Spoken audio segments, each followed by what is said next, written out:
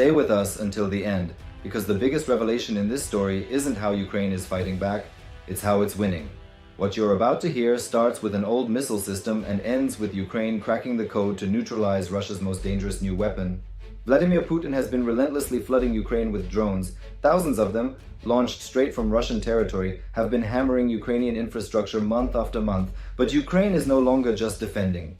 It's striking back, and now, with help from the United States and Greece, Ukraine is about to breathe new life into a Cold War-era monster, the Hawk missile system. On July 24th, Euromaidan Press confirmed that the US State Department approved a $322 million military aid deal for Ukraine, split into two major packages. The first, worth $172 million, focuses on maintaining and upgrading the Hawk Phase 3 surface-to-air missile systems already operating in Ukraine. These systems were once considered outdated relics, but now they're being refurbished into frontline weapons against Russia's Shahed drone swarms. The Ukrainian government specifically requested services to overhaul its HAWK systems. That includes replacement parts, 5-ton cargo trucks, refurbishing launch units, testing gear, training, storage infrastructure, and a wide range of logistical support. The Defense Security Cooperation Agency laid it all out in a July 23rd statement. And while the systems themselves are old, the US isn't sending brand new hardware. It's offloading from retired stockpiles. That makes this a win for both sides. Ukraine gets vital defensive capability, and the US saves money on storage and disposal. Importantly, this is the first time Ukraine is purchasing, not receiving, surface-to-air missiles from the US. Until now, everything had been donated. This marks a shift. Ukraine is investing its own funds to secure the tools it needs. And while the US is supplying the gear, Greece is making the entire deal possible. A Greek company, Silman Corporation, is the primary contractor, with Raytheon, the original Hawk manufacturer, as a secondary. Greece has operated 42 Hawk systems for years and already maintains the industrial base required for refurbishments. Ukraine will tap into that capability. Even more, the deal shows renewed US-Ukraine cooperation after months of political uncertainty. And it's not just support from afar. 5 US officials and 15 contractors are scheduled to travel to Ukraine to help implement the repair program. This isn't the first Silman contract either. In April 2024, the company landed a nearly $50 million deal to begin Hawk repairs, with delivery timelines stretching to 2029. But the Hawk deal is only part one.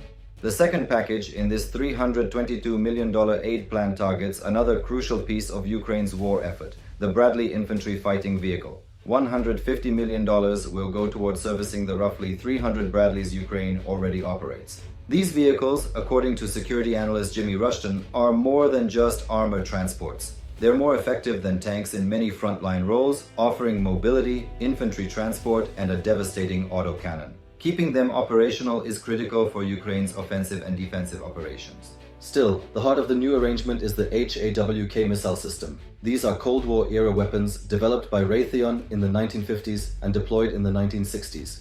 The Hawk Phase 3 variant, the focus of Ukraine's upgrade, came into service in 1989, boasting major improvements in hardware, software, and targeting capability. Unlike modern systems like the Patriot, the Hawk is semi-mobile but fast enough to reposition where needed. The missile most likely used is the MIM-23B. It's equipped with a powerful 165-pound warhead, capable of either high explosive or fragmentation blasts. It travels at speeds up to Mach 2.7 and can hit targets up to nearly 22 miles away. That's more than fast enough to intercept Russia's slower Shahed drones. Where the Hawk shines is short-range defense against slow, low-tech threats. Exactly the kind of drones Putin is now deploying in huge numbers. Aided by Scorpion MRAP vehicles, which can transport the HAWKs across difficult terrain, and powered by a suite of radar systems like the Pulse Acquisition Radar, Continuous Wave Acquisition Radar, and high-power illuminating radar, Ukraine is able to detect, track, and destroy incoming threats, even in harsh weather or under electronic jamming. But these capabilities require maintenance. Without this deal, some of Ukraine's Hawks would fall silent. With it, the system keeps working and keeps firing. That's crucial, because Putin's drone barrage isn't slowing down, it's ramping up. From July 1st to July 21st alone, Russia launched nearly 5,000 drones. That's over 230 drones a day. If that pace holds, July could end with over 7,000 drone launches, a staggering number. And with production increasing, reportedly using teenage labor and factories producing drones 17% faster just in May, Ukraine is bracing for a future where 2,000 drones could be launched in a single day. Civilian casualties are already surging. June saw Ukraine's highest death toll in 3 years. These Shahed drones, launched en masse, are designed to overwhelm air defenses by sheer numbers. That's why this Hawk deal matters. It isn't about getting new weapons. It's about keeping what Ukraine already has online and ready to shoot. Every refurbished system adds another layer to Ukraine's shield. But beyond hardware, the deal signals something bigger. Despite worries over US commitment since Donald Trump returned to office, this agreement shows that Washington is still deeply engaged and not alone. Greece's participation, though modest in financial aid, gives Ukraine crucial infrastructure and industrial support. Greece may not be Ukraine's largest donor, but it's proving to be a vital partner in this phase of the war. And that brings us to the part Putin will hate the most. This isn't just a one-off repair program, it's a blueprint.